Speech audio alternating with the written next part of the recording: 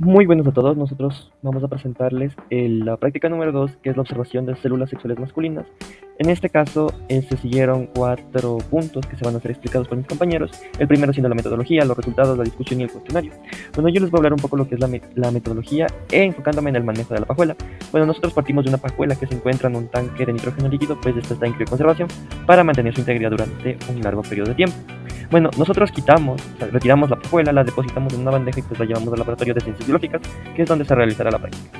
Entonces nosotros con el calor de nuestras manos comenzamos a descongelar poco a poco la pajuela para evitar el choque térmico que va a hacer meter la pajuela al baño María. El baño María se encuentra a 36 grados centígrados, de esto tratando de simular el calor corporal, ya que esto permite que los espermatozoides recuperen su motilidad. Cuando nosotros hayamos mantenido la pajuela por unos 2 minutos, lo retiramos y con una tijera cortamos el tampón de algodón que tiene las pajuelas y con una jeringa de insulina extraemos el semen.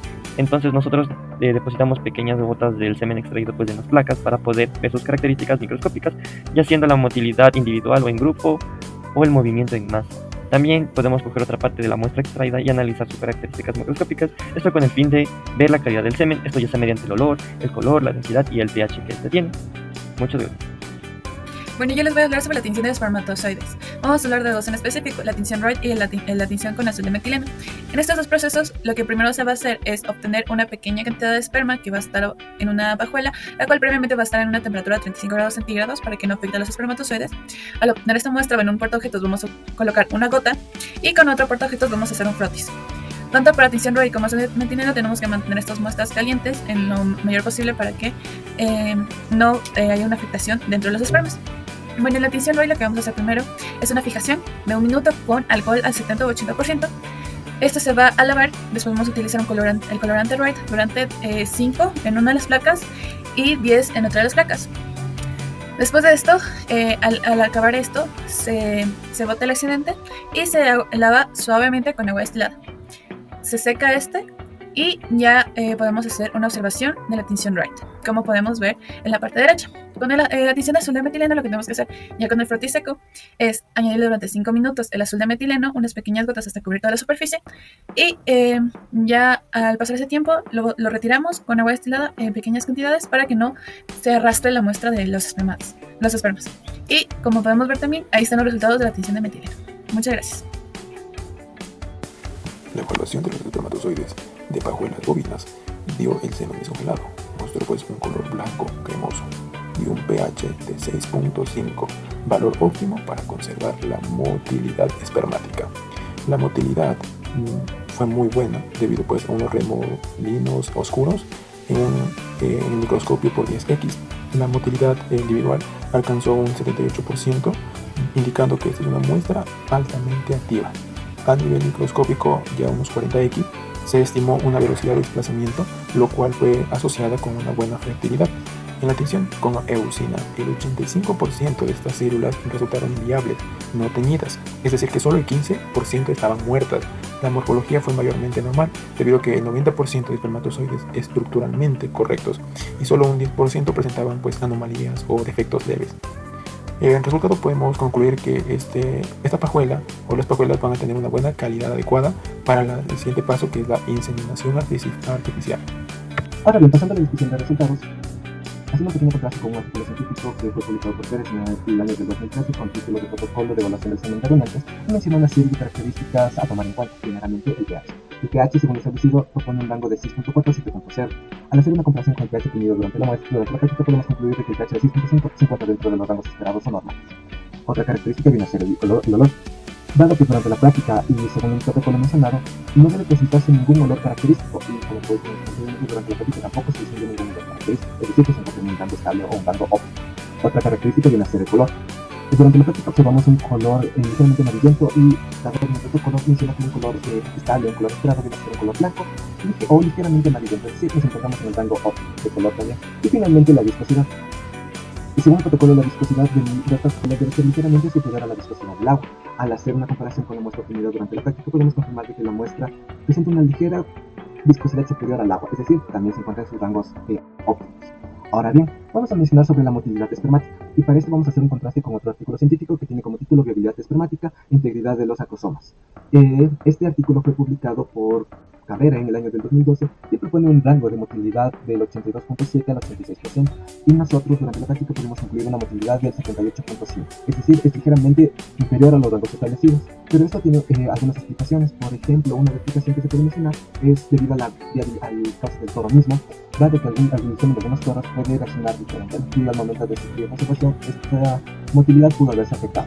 Otra característica puede ser al proceso de congelación y descongelación de la muestra, que también pueden afectar a su motilidad. Esto significa que la muestra es mala, en realidad no, la muestra se encuentra en rangos bastante óptimos. Y finalmente tenemos el caso de la tensión de Rosimond. Haciendo un contraste con Moro en su publicación del año del 2021, él establece que esta tensión de Rosimond incluye vitalidad del esperma. Es decir, el esperma que se pinte va a ser un esperma que ha muerto, y un esperma que no se ha pintado va a ser un esperma viable. Él propone un rango del 50 al 60%, y durante la práctica se obtuvo un rango superior al 80%, es decir, que el esperma se encuentra en condiciones muy viables. Ahora bien, el porcentaje que no se tiene viene a considerarse como espermatozoides. ¿Los espermatozoides de todos los animales machos son iguales? No, los espermatozoides no son iguales entre especies. Aunque su función principal es fecundar, varían en forma, tamaño y movimiento. Por ejemplo, en bovinos tienen una cabeza ovalada, acromosoma prominente, cola larga con motilidad progresiva rápida. En cambio, en bovinos, los espermatozoides son más pequeños y delgados y son adaptados a su tracto reproductor. En equinos tienen una forma más alargada, con acromosoma bien definido y una motilidad vigorosa. En porcinos tienen una cabeza en forma de gancho y también se encuentran en una alta concentración. En aves, como el gallo, los espermatozoides son delgados, en forma de hilo y muy móviles. Y en peces, como por ejemplo la tilapia, son sin acromosoma y se activan con el contacto del agua. ¿Cuánto viven los espermatozoides después de la eyaculación? La supervivencia espermática en bovinos depende del medio en el que se encuentren y las condiciones ambientales. Por ejemplo, fuera del cuerpo. En laboratorio, si están bien conservados a 37 grados centígrados y un medio isotónico, pueden vivir de 2 a 6 horas. Con refrigeración y diluyentes especiales, pueden conservarse vivos por varios días. En semen fresco o años si es congelado con nitrógeno líquido. Ahora, dentro del tracto reproductor femenino, en el aparato reproductor, por ejemplo, de la vaca, pueden vivir de 24 a 48 horas. Su capacidad fecundante suele durar de 6 a 12 horas después de la inseminación. También, la vida útil depende del ambiente. En condiciones ideales puede extenderse hasta 48 horas. Parámetros de supervivencia de los espermatozoides. El primero, la motilidad progresiva. Esta es la capacidad de moverse hacia adelante. En este caso debe superar el 60% para asegurar que puedan llegar al óvulo. También tenemos la morfología normal. Aquí se requiere que al menos el 70% de espermatozoides tengan una forma adecuada. Cabeza, cuello y cola sin ningún tipo de defectos.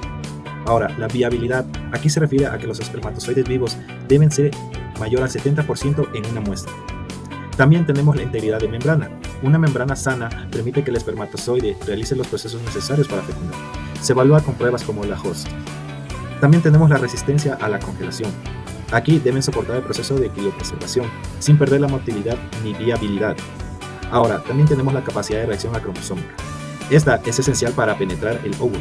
También nos indica la funcionalidad reproductiva.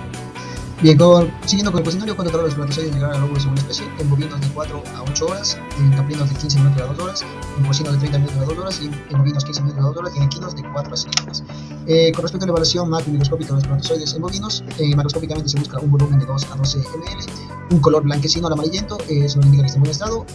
Caso contrario, si ves un color rosado amarronado y verdoso, es que está con alguna patología. La densidad del semen varía entre acuoso, lechoso cremoso y hasta cremoso.